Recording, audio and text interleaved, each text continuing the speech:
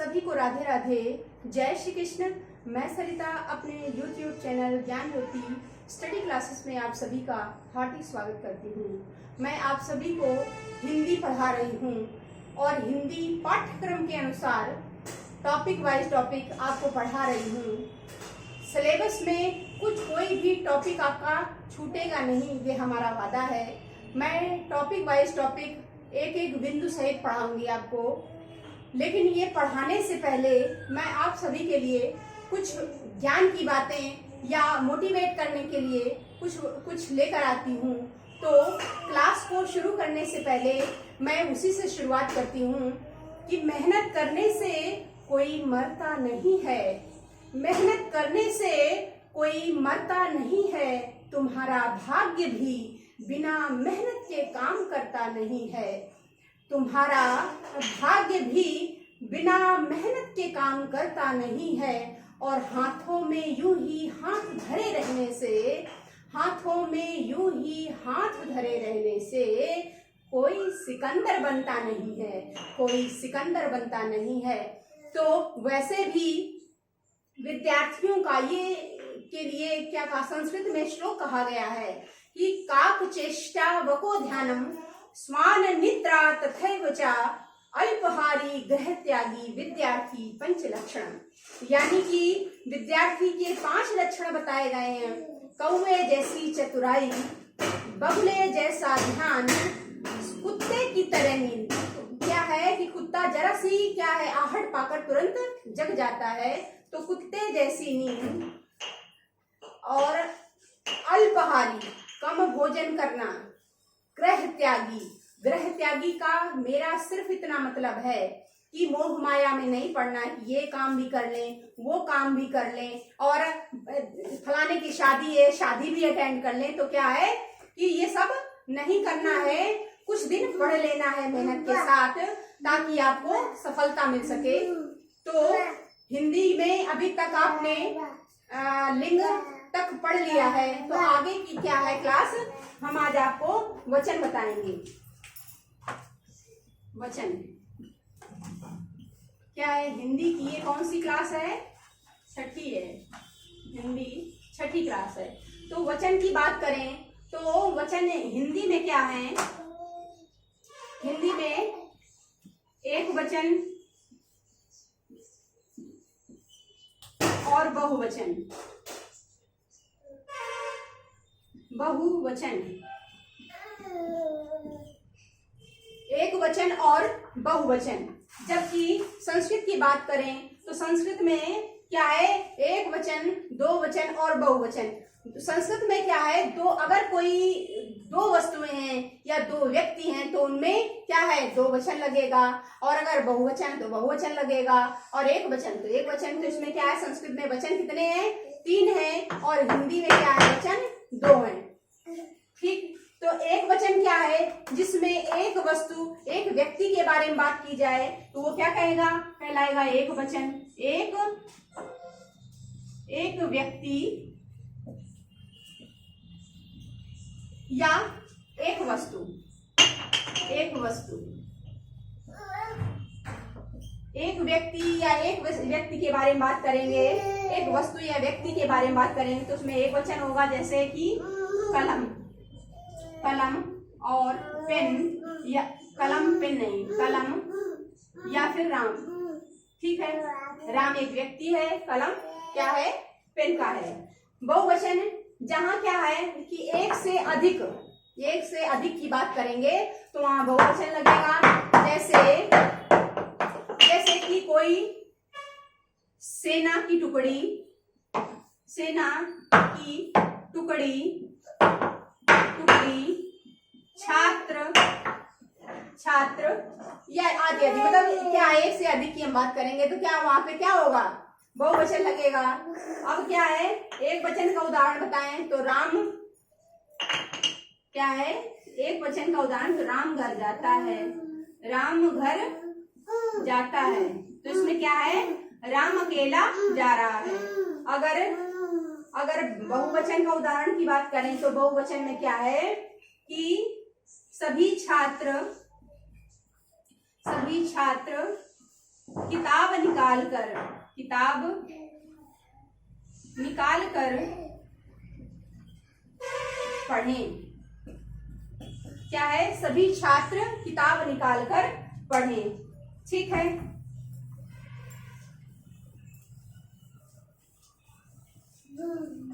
वचन हो गया। वचन के बाद काल। काल का मतलब है समय। समय, जहां पर समय प्रदर्शित हो, कार्य का होना समय पर आधारित हो, वहां पर कार्य का होना क्या है? समय पर आधारित हो, वहां काल होते हैं, वहां उसे काल कहते हैं। और काल यानी कितने प्रकार के काल होते हैं? तो ये होते हैं वर्तमान काल, वर्तमान काल, भूतकाल, भूतकाल और भविष्यकाल, भविष्यकाल, भविष्यकाल। इंग्लिश में अगर बात करें तो इसको प्रेजेंट टेंस कहते हैं। Present tense. इसकी बात करें तो इसको कहते हैं पास्ट टेंस। इसको कहते हैं फ्यूचर टेंस। ठीक है, ये हो गया, ये इंग्लिश की बात है। जबकि संस्कृत में क्या है? संस्कृत में वर्तमान काल को लट लकार कहा जाता है। लट लकार। भूतकाल को लंग लकार और भविष्य काल को लिट लकार। और दो लकार और होती हैं। दो लकार कौन सी होती हैं? वो होती है एक लोट लकार। ये क्या है? आज्ञा सूचक है, आज्ञा सूचक। और विधिलिंग लकार, विधिलिंग लकार। विधिलिंग लकार क्या है? चाहिए के अर्थ में होता है। चाहिए के अर्थ में होता है। तो इसमें क्या है कि काल की बात करें तो काल समय को बोधित करता है कि किसी क्रिया का हुआ कार्य जो क्या है? समय पर आधारित हो। समय पर आधारित नहीं, समय पर क्या हो? समय को क्या करता हो? द्योतित करता हो, यानी समय बतलाता हो कि क्रिया के जिस रूप में कार्य का संपन्न होना समय पर आधारित हो। सही परिभाषा ये है कि क्रिया के जिस रूप में कार्य का संपन्न होना क्या हो? समय पर आधारित हो, उसे क्या कहेंगे? काल कहेंगे। अब काल कितने प्रकार के होते हैं? तो क्या है? हिंदी में दो तरह के काल होते हैं, तीन तरह के, वर्तमान काल, भूतकाल और भविष्यकाल। संस्कृत की बात करें तो संस्कृत में 5 प्रकार के होते हैं। लट लकार, लंग लकार, लिट लकार, विधिलिंग लकार और एक कौन सा है? लोट लकार। ये क्या है? ये संस्कृत के हैं, ये 5 लकारें। इंग्लिश की बात करें तो प्रेजेंट टेंस वर्तमान काल, पास्ट टेंस क्या है? भूतकाल और फ्यूचर टेंस यानी कि क्या है? भविष्यकाल। ये तो हो गया काल की बातें। अब इसके बाद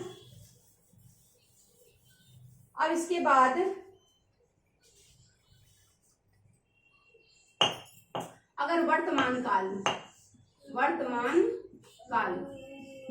तो इसमें वर्तमान काल यानी क्रिया का क्या हो? क्रिया का क्या होना? वर्तमान समय में, यानी जहां पर कार्य का क्या हो? लगातार होना। यानी इस समय ही क्रिया का जो कार्य हो लगातार होना अगर प्रदर्शित हो तो उसमें क्या होगा? वर्तमान काल हो। यानी क्रिया का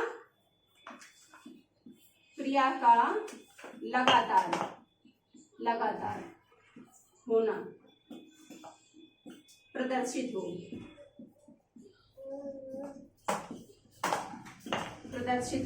जैसे सीता खाना पका रही है, पका रही है। ये हो गया वर्तमान काल। अब इसके बाद भूतकाल। भूतकाल जो क्रिया का समय क्या हो, समय गुजर चुका हो, कोई कार्य यदि किया है तो उस कार्य का वो कार्य संपन्न क्या हो, पहले से हो चुका हो, उसे क्या कहेंगे, भूतकाल। यानी बीता हुआ समय। बीते हुए समय में कार्य होना प्रदर्शित हो। जैसे श्याम ने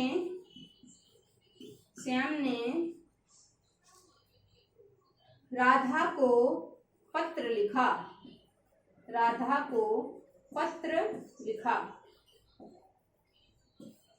यानी बीते हुए समय में कार्य का होना क्या हो, प्रदर्शित हो, उसे क्या कहेंगे, पास्ट टेंस यानी भूतकाल। भूतकाल कहेंगे। और उसका उदाहरण जो है वो है क्या है कि श्याम ने राधा को पत्र लिखा। तो ये क्या है कि भूतकाल में ये जो कार्य हुआ है वो अब कार्य हो चुका है। ठीक है। इसके बाद भूतकाल के बाद भविष्यकाल।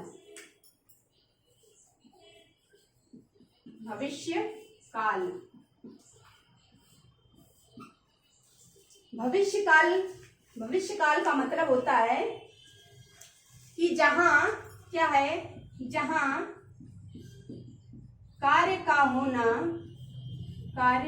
होना भविष्य में निर्धारित हो।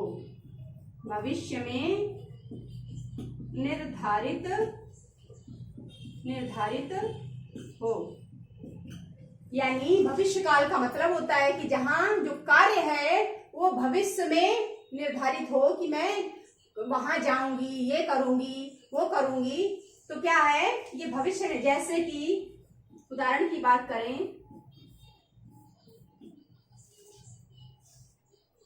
लखन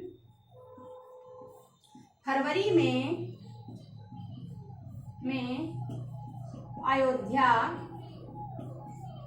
अयोध्या श्री राम मंदिर के दर्शन करने जाएगा। क्या है, लखन फरवरी माह में अयोध्या श्री राम मंदिर के दर्शन करने जाएगा। ये क्या हो गया, ये भविष्य की बात है। ठीक है। ये तो हो गई काल की बात। काल के बाद कारक एक महत्वपूर्ण टॉपिक है। कारक की बात करें तो संस्कृत में कारक 6 प्रकार के ही बतलाए गए। उसमें क्या है, संबोधन को कारक नहीं माना गया और संबंध को कारक नहीं माना गया। यानी कारक कितने हैं, संस्कृत की बात करें तो संस्कृत में कारक 6 हैं, जबकि हिंदी की बात करें तो हिंदी में कितने हैं, 8। कर्ता कारक, दूसरा है कर्म कारक, तीसरा है करण कारक,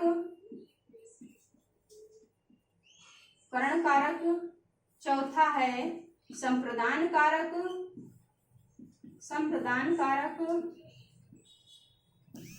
इसके बाद 5वां है अपादान कारक,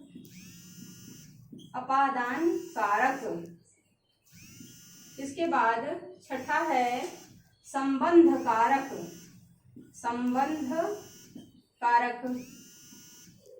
इसके बाद बात करें तो संबंध कारक के बाद अधिकरण कारक,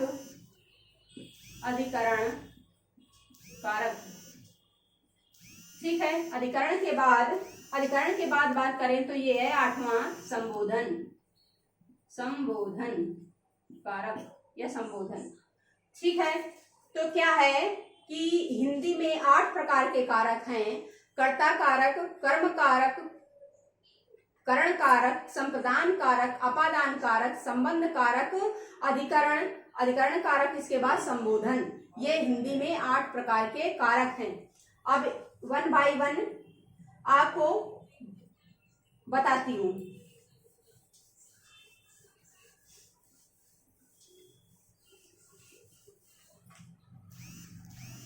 तो पहला है कर्ता कारक। कर्ता कारक, कर्ता कारक की बात करें तो वाक्य में कार्य करने वाले को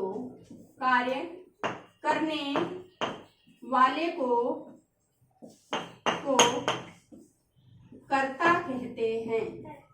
कर्ता कहते हैं। क्या है कि जो सेंटेंस होता है उसमें कार्य करने वाले को क्या कहते हैं? कर्ता कहते हैं।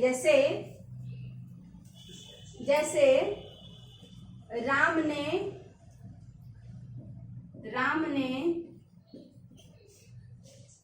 सीता से झगड़ा किया। सीता से झगड़ा किया। इसमें क्या है, जो झगड़ा कर रहा है, इसमें क्या है, झगड़ा कर रहा है वो कौन है? राम है। इसमें क्या है? राम है। तो राम ने सीता से झगड़ा किया, तो यानी राम क्या है? वाक्य में कार्य करने वाले को कर्ता कहते हैं। ठीक है। इसके बाद दूसरा है कर्म कारक। कर्म कारक, अगर कर्म कारक की बात करें तो इसमें क्या है? कर्म कारक का मतलब होता है कि जिसमें क्रिया के कार्य का बल पड़ता है, यानी जिस पर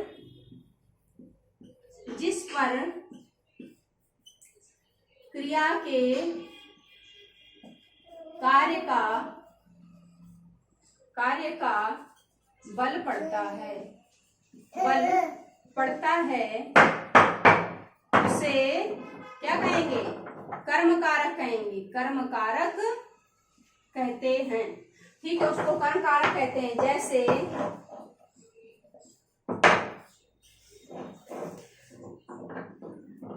जैसे है गिरधर ने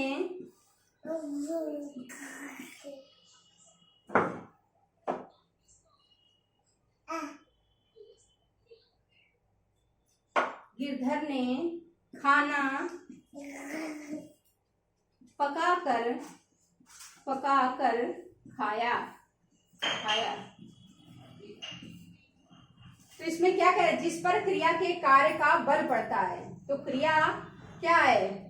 पकाना है। क्रिया पकाना हो गई और गिरधर क्या हो गया? कर्ता हो गया। ये कर्म है। खाना क्या है? कर्म है। पकाना क्रिया है। तो क्या है इसमें? ये क्या है? कर्ता है। ये क्या है? कर्म है। और ये क्या है? क्रिया। ठीक है। तो क्या है? पकाना, खाना, जाना, दुहना, चलना, फिरना, ये सब क्या है? क्रियाएं हैं। और खाना एक क्या है? एक खाना क्रिया होती है, खाना होता है उसे।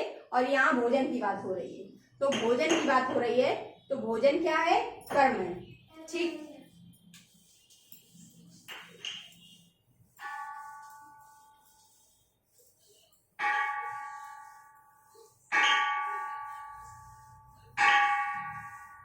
ठीक है। इसके बाद करण कारक, तीसरा है करण कारक। करण कारक की बात करें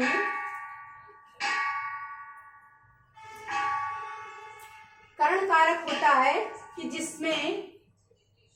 जिसकी सहायता जिसकी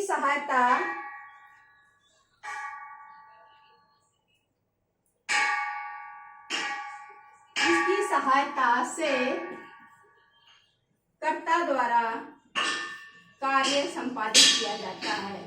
कर्ता कार्य को संपादित करता है उसे क्या कहते हैं? करण कारक।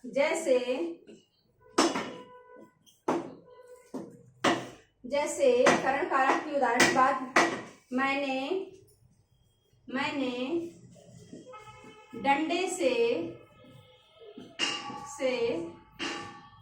कुत्ते को पीटा। क्या है? पीटा। क्या है? मैंने, तो क्या है?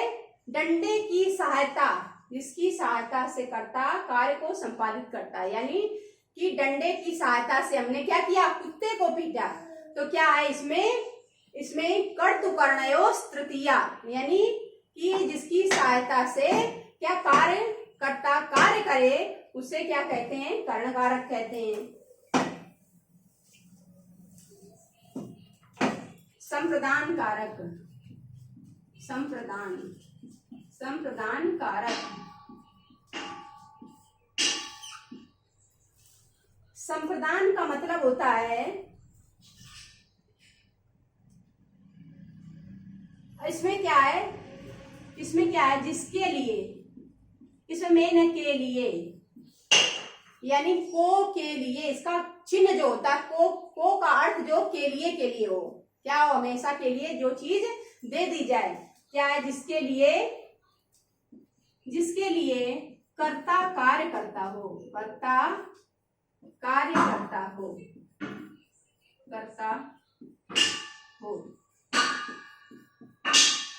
यानी दशरथ ने, उदाहरण है, दशरथ ने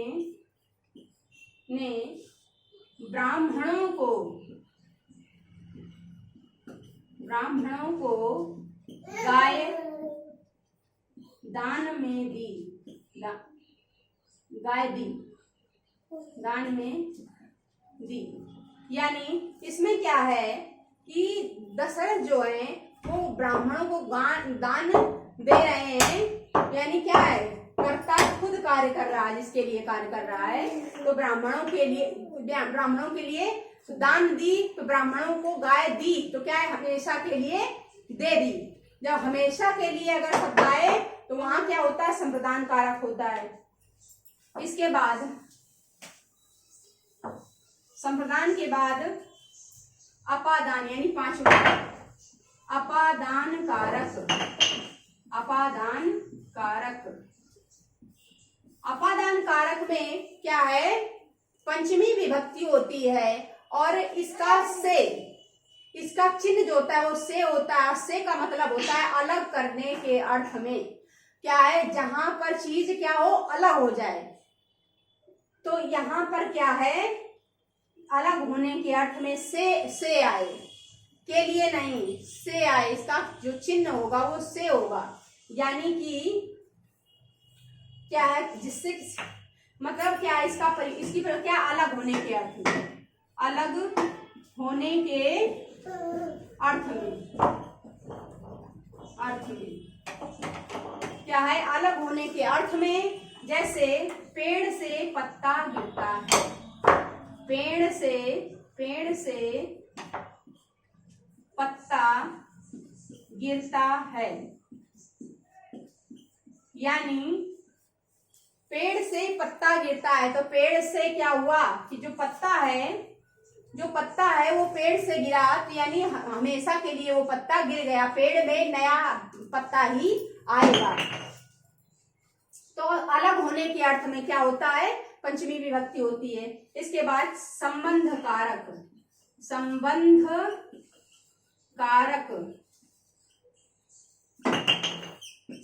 कारक की अगर बात करें तो कि जिसके द्वारा एक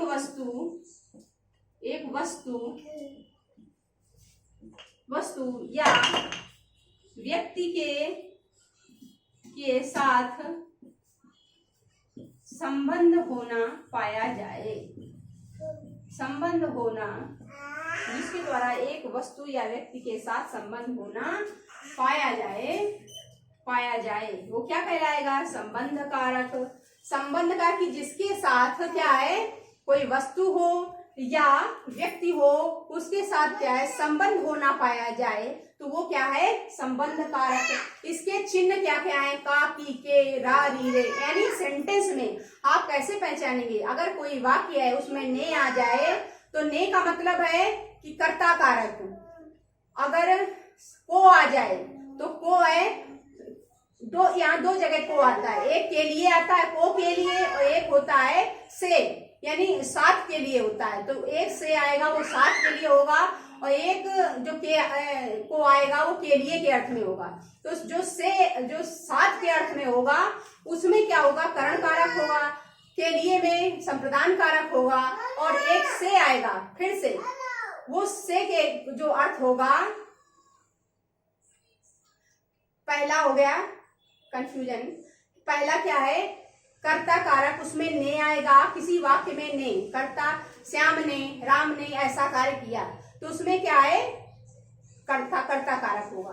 फिर अगर किसी वाक्य में कर्म कारक है, यहाँ को है जो, तो को के लिए कर्म कारक में को, इसका चिन्ह है वो को है, और द्वितीय विभक्ति होती है, तो को तो आएगा, तो इसमें को आएगा। लेकिन जो चतुर्थी में को आता है वो के लिए के अर्थ में होता है, ठीक। और इसके बाद फिर तो ये कर्म कारक हो गया। फिर कर्ण कारक, कर्त कर्णयोः सा तृतीया, यानी कि सह के योग में तृतीया विभक्ति होती है, यानी जिसमें जो से चिन्ह होगा वो साथ के अर्थ में होगा, ठीक। इसमें तृतीया विभक्ति होती है कर्ण कारक में। चतुर्थी है संप्रदान, इसमें भी को चिन्ह आएगा तो को के लिए अर्थ में होगा।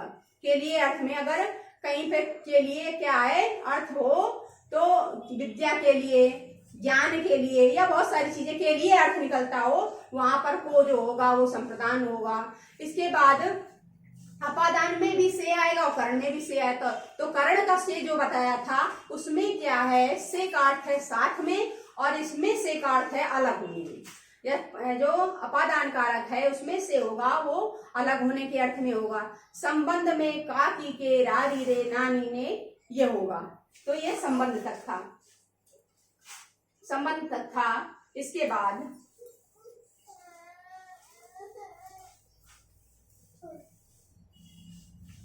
संबंध के बाद ये हो जाएगा अधिकरण।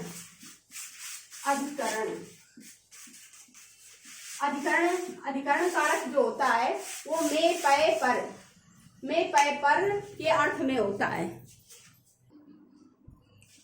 तो अधिकरण की अगर बात करें तो अधिकरण का जो कारक चिन्ह विभक्ति अगर उसमें पूछा जाए तो अधिकरण में सप्तमी विभक्ति होती है, और इसका चिन्ह होगा वो होगा में, पय, पर। इसमें यानी मेज पर पुस्तक रखी है, इस तरह से इसका सेंटेंस बनेगा। तो क्या है, यह किसके योग में इसमें में होता है? अधिकरण का मतलब होता है, इसमें क्या अधिकरण में क्या है? आधारोधिकरणम।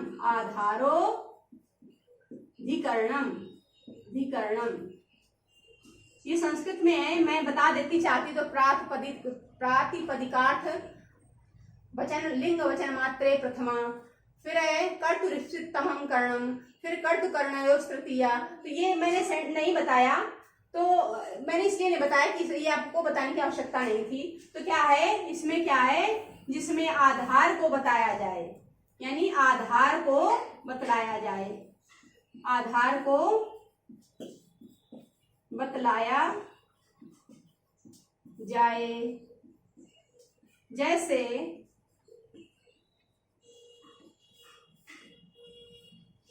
जैसे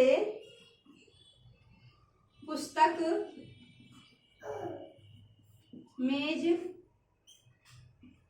पर रखी है, यानी पुस्तक कहाँ है? तो मेज पर, में, पय, पर, में, पय, पर। तो इसमें क्या है? सप्तमी विभक्ति। अब संबंध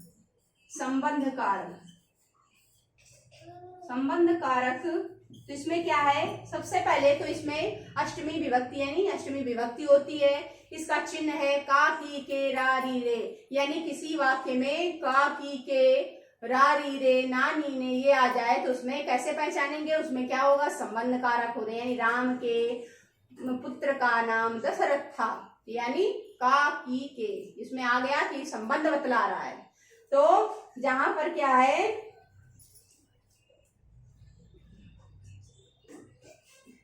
संबंध बता दिया था, संबंध, ये संबंध छठवीं। अच्छा, ये तो संबंध की बात काफी के, ये षष्ठी विभक्ति है। अब संबोधन, षष्ठी विभक्ति बतला दिया था, तो अब क्या है संबोधन। तो संबोधन में क्या है, संबोधन में किसी को पुकारा जाए या सचेत किया जाए, किसी को पुकारा जाए या सचेत किया जाए तो उसमें क्या है, संबोधन कारक होता है। सचेत करना, सचेत करना या पुकारना, इसमें क्या है, सचेत करना या पुकारना, तो उसमें कौन सी विभक्ति होती है, उसमें अष्टमी विभक्ति होती है। और इसका क्या है, जैसे अरे बालक, अरे मूर्ख बालक, बालक क्या कर रहा है, क्या कर रहा है। तो मतलब क्या है, इसमें इस संबोधन में क्या है, हे भो अरे, हे भो अरे, ये क्या है, इसका क्या चिन्ह है, इसकी पहचान चिन्ह है इसका, तो क्या है, हे भो अरे। ठीक है,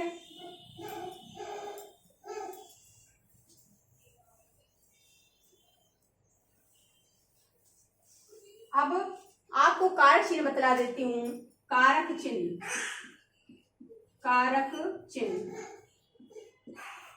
इनके, चूंकि ऐसे आपको हो सकता है ना याद रहे, ये मैंने जो परिभाषाएं आपको कारकों की बतलाई, हो सकता है आप भूल जाएं, तो इनके चिन्ह, ये जो मैं इंडेक्स बनाने जा रही हूँ, ये आप ध्यान रखिएगा। ये जो बनाऊंगी तो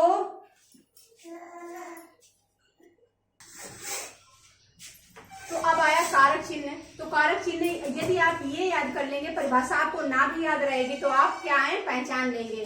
तो मैं एक तरफ विभक्ति लिखती जा रही हूँ, विभक्ति, कारक और क्या है, चिन्ह।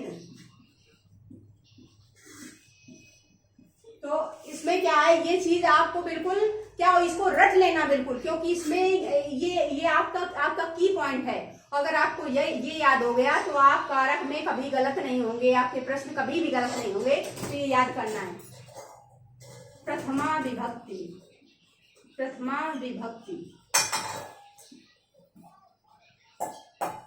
विभक्ति, इसमें कारक होता है कर्ता कारक, और इसका चिन्ह क्या होता है, वो चिन्ह होता है ने। किसी वाक्य की शुरुआत में कर्ता के बाद अगर ने शब्द आ जाए तो यहाँ पर पहचानेंगे ने शब्द का मतलब क्या है, उसमें कर्ता कारक है। दूसरा है द्वितीया विभक्ति,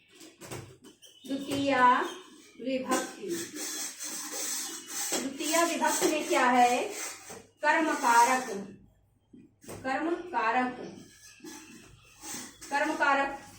कारक का वो है, जो चिन्ह है वो है को। ठीक है, को है। फिर इसके बाद तृतीया विभक्ति, तृतीया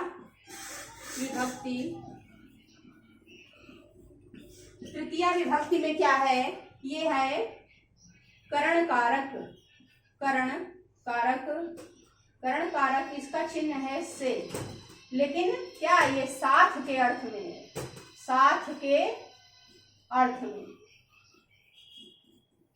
ये क्या है, साथ के अर्थ में है। चतुर्थी विभक्ति, तो चतुर्थी विभक्ति जो है वो क्या है, वो है संप्रदान कारक,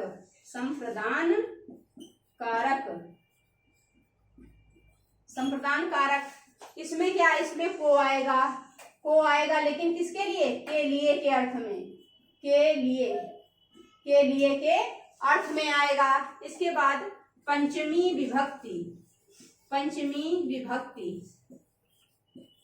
विभक्ति की बात करें तो इसका जो कारक चिन्ह होगा वो होगा अपादान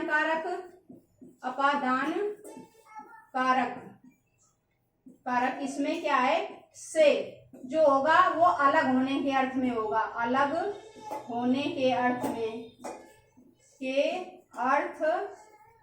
में, यानी इसमें क्या है, जो इसमें कर्ण कारक में से आया साथ होने के अर्थ में, और अपादान कारक में जो से आया वो अलग होने के अर्थ में आया।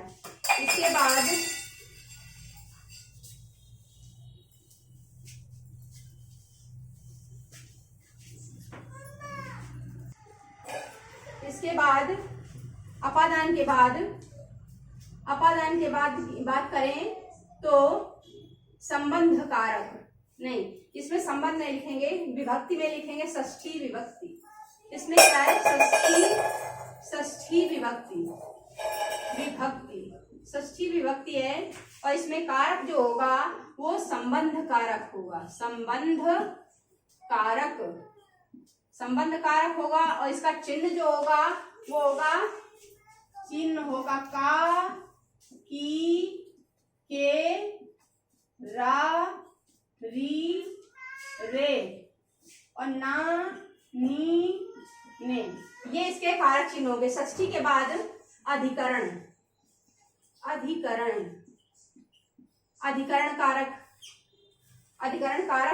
की जगह अधिकरण कारक होगा। यहाँ पे होगा सप्तमी विभक्ति। क्या है, सप्तमी विभक्ति की बात करें तो, और इसमें सप्तमी विभक्ति है और इसमें कारक जो होगा वो अधिकरण होगा, अधिकरण कारक। और इसमें क्या है, चिन्ह जो होगा वो होगा में, पे, पर। ठीक है। इसके बाद होगा संबोधन की बात क्या उल्टा हो जाता है, इधर विभक्ति नहीं लिखना, इधर कारक लिख देते तो इसमें अष्टमी विभक्ति और कारक जो होगा वो होगा संबोधन कारक। और इसका चिन्ह होगा वो होगा हे, भो, अरे। इसका जो चिन्ह होगा तो क्या है, तो प्रथमा विभक्ति कर्ता ने, द्वितीय विभक्ति कर्म को, तृतीय विभक्ति करण ने से द्वारा, संप्रदान को के लिए, चतुर्थी विभक्ति अपादान से अलग होना, संबंध का, की, के, रा, री, रे, ना, नी, ने, अधिकरण में, पे, पर, और संबोधन हे, भो, अरे। ये कारक चिन्ह है। इनको क्या है, आप इसको कंठस्थ कर लेंगे, आपका प्रश्न कभी गलत नहीं होगा। इसमें विभक्ति भी याद रहेगी और कारक चिन्ह से कारक कौन सा कारक है और उसमें कौन सा कारक चिन्ह के साथ कौन सा कारक के साथ कौन सा चिन्ह लगेगा। तो ये हो गया। यहीं के साथ मैं अपनी क्लास को समाप्त करती हूँ। मेरी ये क्लास आपको कैसी लगी कमेंट करके बताएं। इसी के साथ मैं सभी को नमस्ते कहती हूँ। शुक्रिया।